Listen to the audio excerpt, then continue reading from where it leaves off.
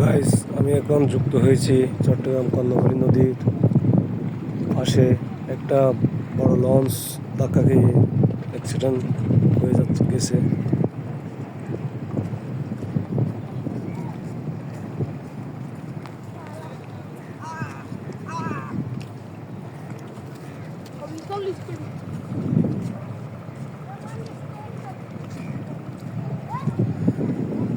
দর্শক দেখেন, অনেক মালামাল আছে এখানে।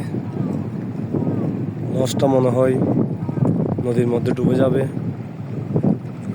এখানে মানুষজন আছে, সবাই দেখতেছে।